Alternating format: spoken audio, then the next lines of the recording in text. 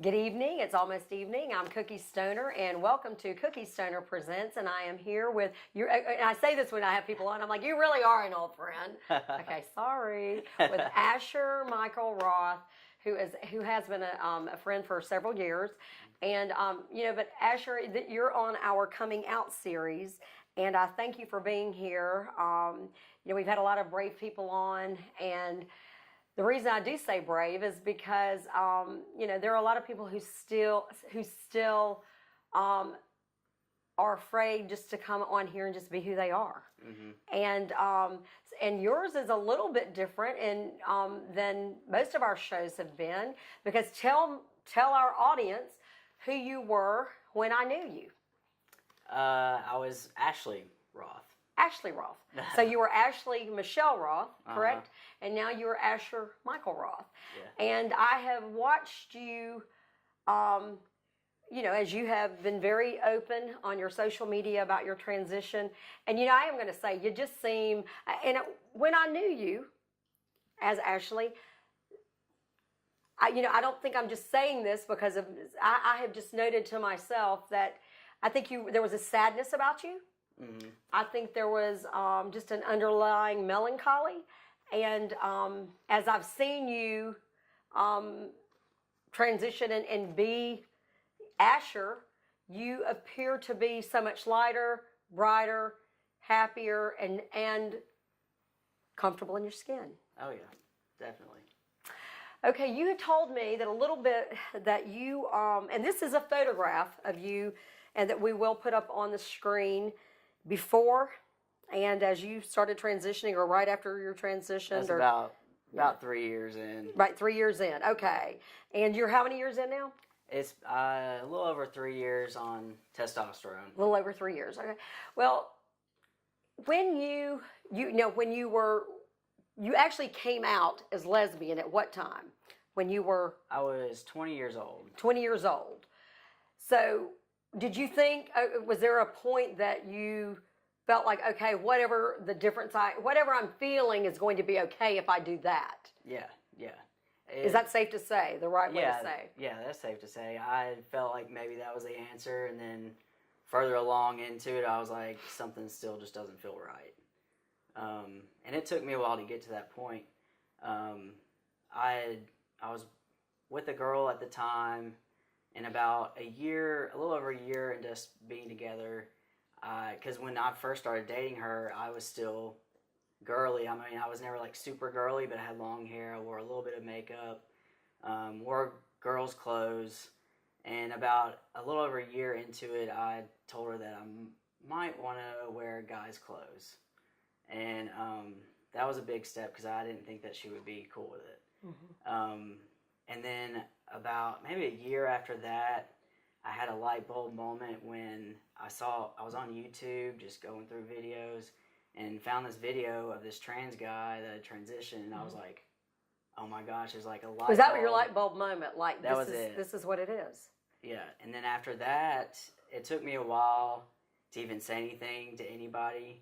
I talked to my girlfriend at that time, and she was not very receptive. Yeah, right. She didn't like the idea, and so I kind of just internalized everything for a long time, which wasn't good for me because it just made my depression worse and worse. Okay, that's what and I think that's probably what I would say that perhaps I saw just as you said, just sort of this sadness, this depression, and that's where you were going through those feelings. Actually, I probably just thought you were some just quiet, melancholy little chick, but no, let's go back. When you said you were girly, mm-hmm.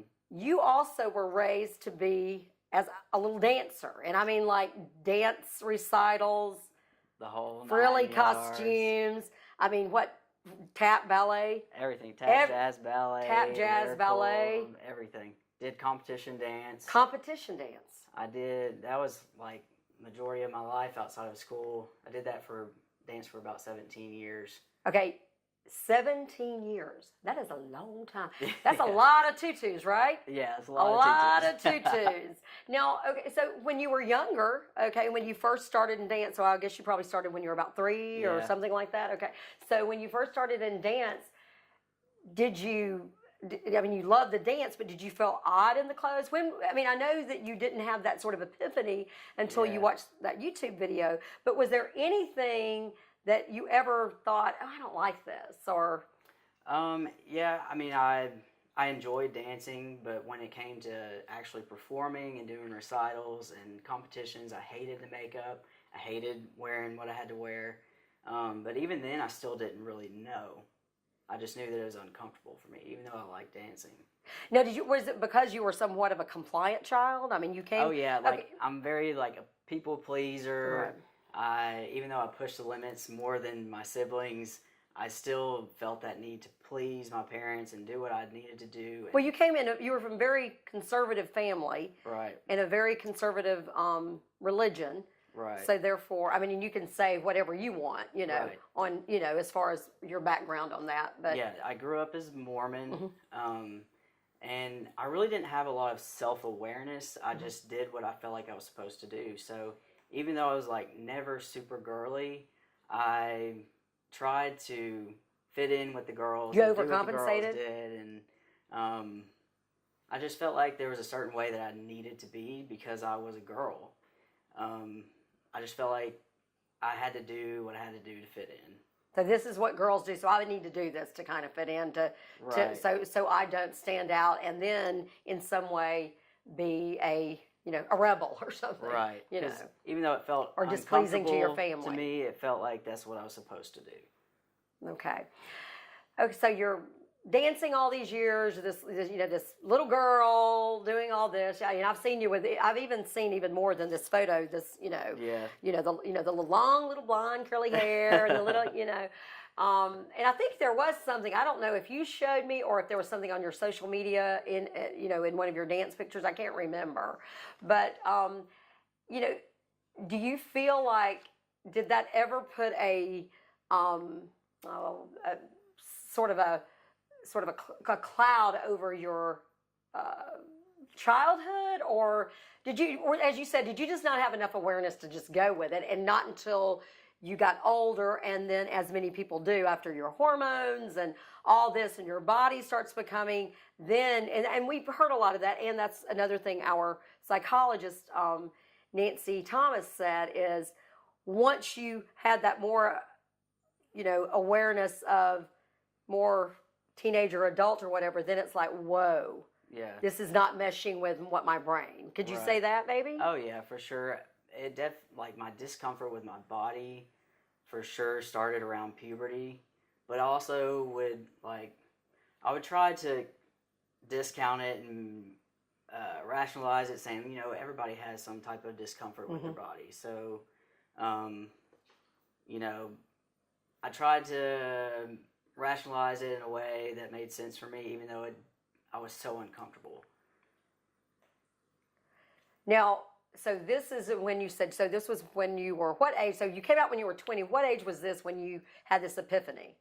I was around 21, 22, something like that. And you're now how old? Because I was 28. 28. Okay, that's what I was trying to sit here trying to do the math. Yeah.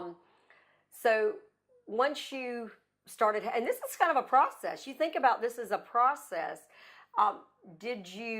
Was there any shame involved when you kind of realized it? Was the epiphany a relief epiphany, or was it oh my gosh, and then there was shame, I don't know what I'm going to do? Yeah, in a way it was relieving because I felt like now everything makes sense.